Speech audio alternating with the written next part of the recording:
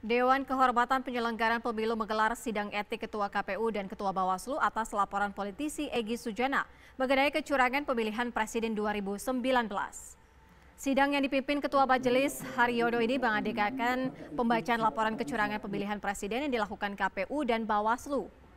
Dalam sidang tersebut, Ketua KPU Arief Budiman membantah adanya kecurangan penghitungan situng di beberapa tempat. Arief juga menyatakan kematian petugas KPPS tersebut adalah hal yang wajar.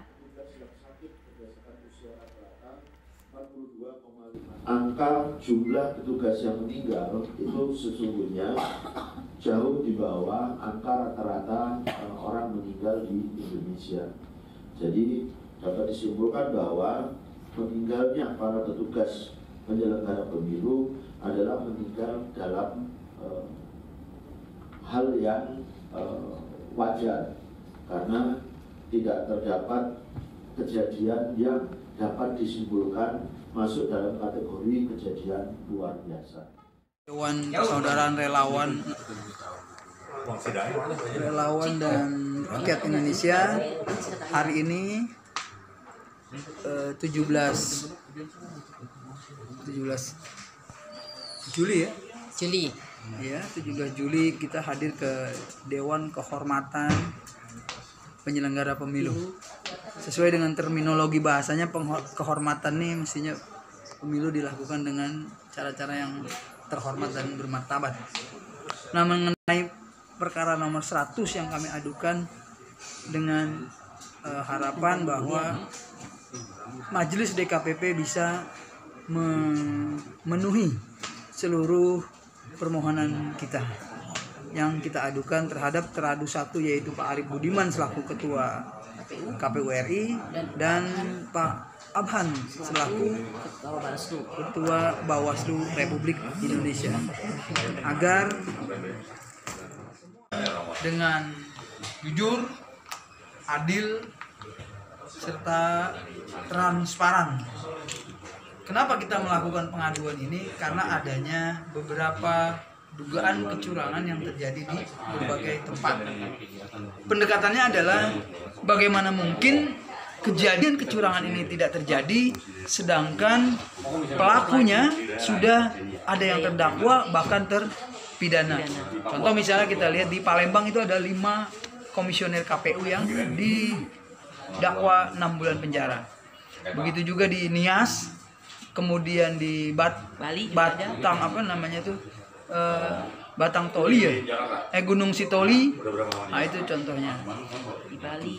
Di Bali, kemudian di Cianjur dan sebagainya. Ya, artinya ini bisa dianggap sebagai kejadian-kejadian yang masif terjadi di mana-mana secara merata di Indonesia. Kemudian belum lagi tentang adanya penyelenggara KPPS yang meninggal saat bertugas, sebanyak kurang lebih 622 korban yang meninggal dunia. Nah, di samping itu juga peristiwa rangkaian pemilu yang menurut kita pahami bersama banyak mengandung misteri juga menelan korban 9 nyawa anak bangsa, 9 tunas bangsa yang seharusnya masih bisa hidup bersama kita saat ini.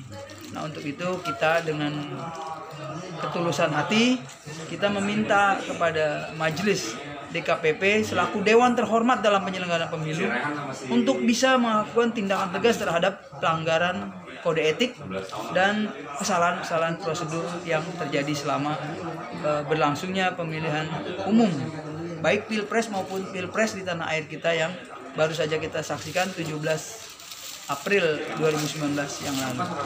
Harapan kita adalah agar kita bisa melahirkan seorang pemimpin yang baik, yang bermartabat, yang bersih, amanah, dan pro rakyat.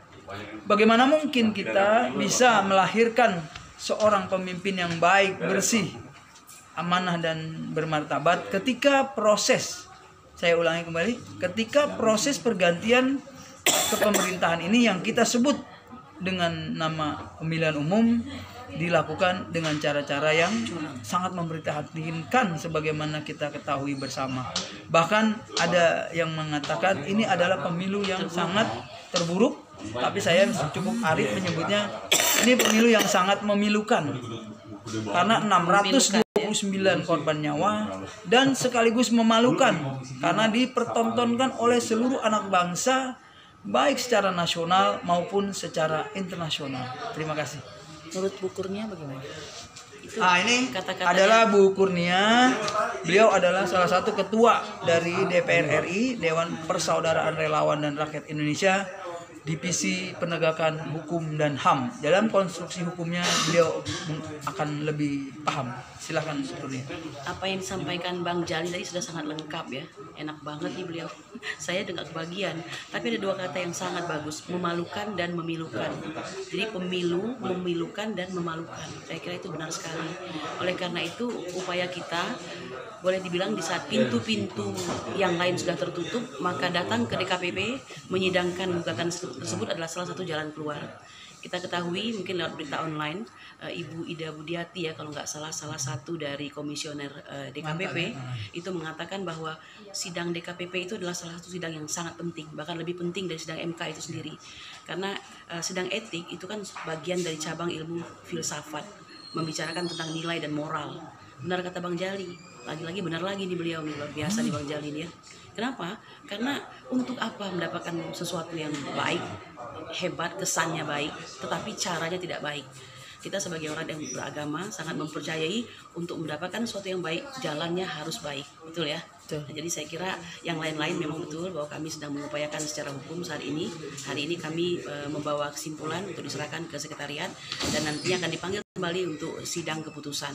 Kita berharap hakim selaku tangan Tuhan di muka bumi akan mengetukkan palunya dengan keadilan, dengan suatu keputusan bahwa Bawaslu dan KPU telah melakukan tindakan yang melanggar etik. Karena itu tadi dipertontonkan, orang melihat kalau kita hanya bicara tidak bisa, tetapi kalau hakim yang memutuskan sah dan valid, itu yang kita harapkan. Dan mereka harus berani untuk memutuskan itu. Ini nyata-nyata Bapak Abdullahi Hamahwa mengatakan bahwa korban daripada pemilu ini 700 kurang lebih atau tepatnya 622 ya, itu ini terima kasih. Sebagai Ini tanda terimanya ya. Pemilu terburuk satu, yang kedua lebih buruk dari korban perang antara Afghanistan dan Amerika, bayangkan ya. Dan sedangkan di dalam persidangan, saya bukan sedang mengulik materi persidangan ya, dikatakan bahwa itu wajar dihubungkan dengan perkembangan penduduk Indonesia. Saya kira itu sungguh sangat menyedihkan alasan seperti itu. Bukti ya, ini adalah bukti penyerahan kami berkas kesimpulan dan permohonan gugatan. Artinya kita sudah menyerahkan. Baik, sebagai penutup saya ingin menyampaikan kepada teman-teman, saudara-saudara, baik relawan dan seluruh anak bangsa yang masih mencintai keadilan.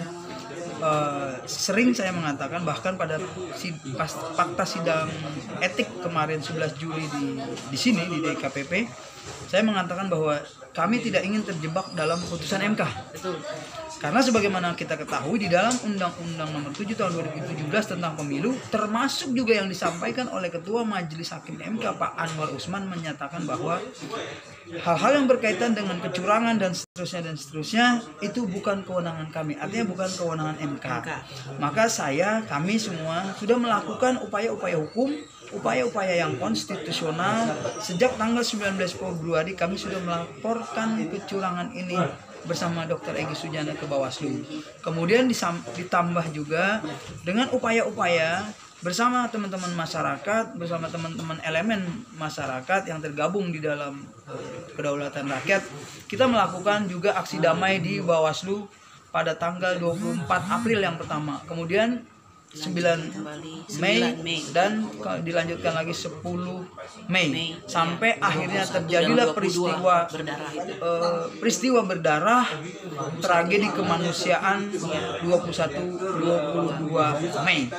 Nah, kita di dalam konteks perjuangan ini, mohon maaf, bukan berarti kita ngotot harus menang, dan juga bukan kita hanya menggantungkan dan membela Pak Prabowo Sandi.